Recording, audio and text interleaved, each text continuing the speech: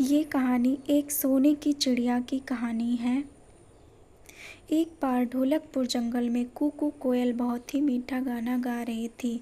मैं हूँ कूकू कोयल, गाती हूँ सुंदर मीठा मीठा गाना, तुम सब भी सुनकर आ जाना आ जाना आ जाना। उसकी आवाज़ दूर दूर तक सबको सुनाई दे रही थी। तभी उसकी आवाज़ सुनकर एक जादूगर वहाँ आता है और उससे कहता है, वाह कूकू कोयल, तुम्हारी आवाज़ तो बहुत मीठी है, बिल्कुल खरा सोना है। तभी जादूगर आबरा का डाबरा बोलता और कूकू कोयल से कहता है, तुम अब से जब भी गाना गाओगी और गाते समय अगर तुम्हारे मुंह से एक भी बूंद पानी के नीचे गिर गई तो वो बूंद सोने में बदल जाएगी। लेकिन तुम्हें एक बात का हमेशा ख्याल रखना होगा कि तुम कभी ऐसे लोगों के सामने नहीं गाना जो तुमको किसी भी तरह से नुकसान पहुंचाएं। ऐसा बोलने के बाद जादूगर वहाँ से चला जाता है। इधर कूकू कोयल फिर से गाने लगती है। तभी वहाँ पर चंपा लोमड़ी आती है और वो कूकू कोयल का गाना सुनने लगती है। गाना गाते गाते कूकू कोयल के मुंह से पानी गिरता है। पानी के नीचे गिरते ही वो सोने में बदल जाता है। चंपा लोमड़ी अपने सामने सोना देखकर बहुत खुश हो जाती है और झट से सोना उठाती है। फिर वहाँ से बहुत तेज दौड़ लगाते हुए अपने घर पहुँचती है। इधर कुकू कोयल गाना गाती रहती है। तभी वहाँ पर एक शिकारी आता है।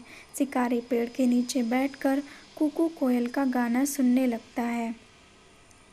कुकू कोयल गाना गा ही रही थी कि फिर से उसके मुंह से पानी नीचे गिरता है। मुंह का पानी नीचे पहुंचते ही सोने में बदल जाता है। अपने सामने शिकारी सोना देखकर बहुत खुश हो जाता है। वो झट से उसे उठा लेता है।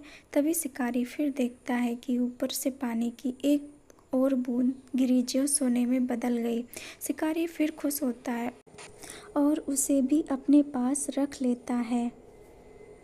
ऐसा करते हुए कई बूंदें ऊपर से नीचे गिरती हैं जो सोने में बदलती जाती हैं। शिकारी मन में सोचता कि शायद आसमान से सोने की बारिश हो रही है और ये सोचते हुए वो एक कर करके सोना उठाता जाता।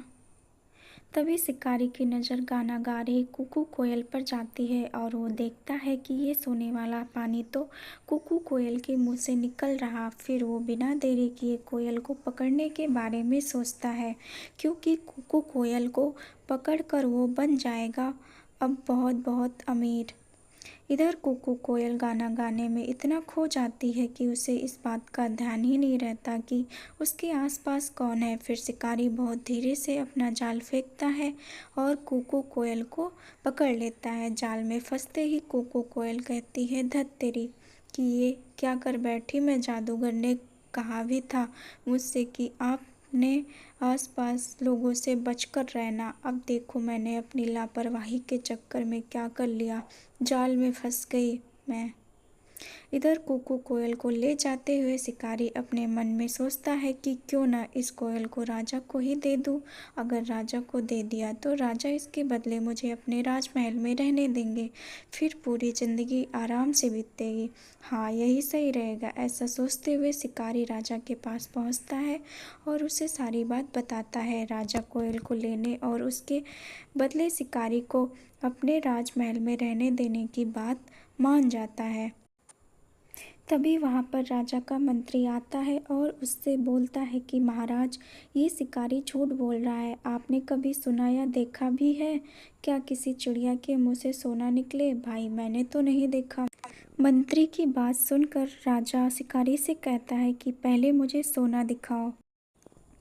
आखिर ये कोयल कैसा सोना निकालती है, मैं भी तो देखूं। राजा की बात सुनकर शिकारी कोयल से गाना गाने को कहता है, लेकिन कोयल तो इस बात कोई गलती नहीं करना चाहती थी, इसलिए वो अपना मुंह ही नहीं खोलती। शिकारी के बहुत बार कहने पर भी जब कोयल गाना नहीं गाती तब राजा को ये सब देखकर गुस्सा आ जाता है और वो अपने सिपाहियों से कहकर कोयल को जाल से निकाल देता है और शिकारी को पकड़ लेता है। जाल से निकलते ही कोयल गाना गाना शुरू करती है, कुकू मैं हूँ कुकू कोयल, गाती हूँ मीठा मीठा सुंदर गाना, जिससे सुनकर तुम सब मेरे पास। और फिर तभी उसके मुँह से फिर से पानी नीचे गिरता है जो सोने में बदल जाता है। राजा ये सब बस देखता ही रह जाता है। और अपने सिपाहियों से कोयल को पकड़ने को कहता है। लेकिन इस बार कुकू कोयल पहले जैसी कोई भी गलती नहीं करती है और वहाँ से उड़ती हुई सीधे ढोलकपुर जंगल पहुँचती है। इस कहानी से हमें यह सीख मिलती है कि हमें हमेशा अपने बड़ों की बात माननी चाहिए, साथ ही हमेशा सतर्क भी रहना चाहिए।